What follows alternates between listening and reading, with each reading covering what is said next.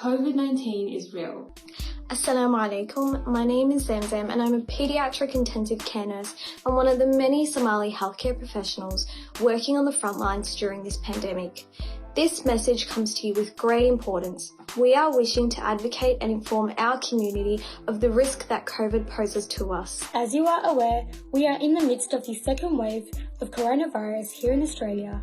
However, this time we are seeing larger numbers of infections and hospitalisations. The state of Victoria has been particularly hard hit with the highest number of deaths and infections Australia-wide. This has particularly been evident within the Somali community. We're yet to receive data on the numbers of Somalis who have been infected, hospitalized, or have even died from COVID-19.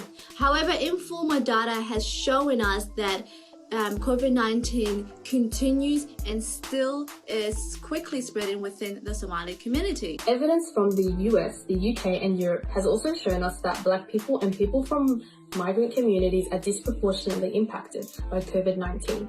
In the UK, a third of people admitted into the ICU with COVID-19 are Black people and people from non-white ethnic backgrounds.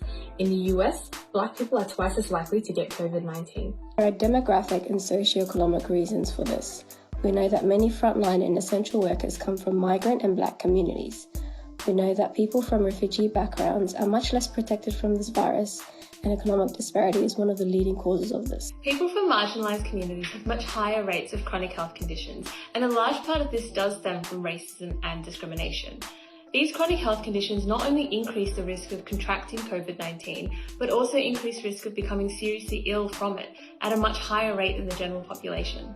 We understand the barriers such as language and the lack of culturally appropriate healthcare can lead to a mistrust of the healthcare system, and this can further intensify health disparities.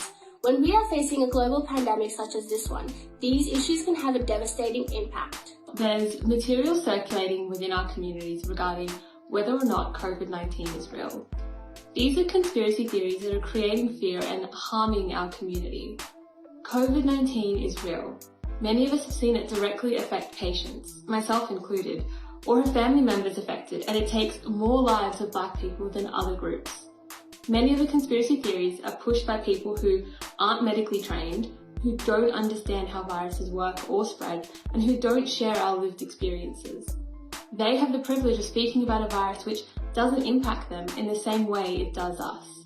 It's crucial that we make sure our information comes from sources that are reliable and not fall for scams or misleading information. Our community is vulnerable and we have to do what we can to protect our loved ones. We must all be proactive and help the spread of this disease. Please take care of yourselves. Please self-isolate, wash your hands, wear a mask and promote overall good health. We understand that the anxiety is super high and many people miss their family and their friends. But please guys, please do not visit your family, your friends or even your neighbours. This is particularly important for people who have already shown symptoms, who have been tested and have already received a positive result. We understand this is a stressful time for all. We understand our culture is one that promotes close family relationships and that being away from our loved ones is difficult. But this is the best thing we can do for each other during this time.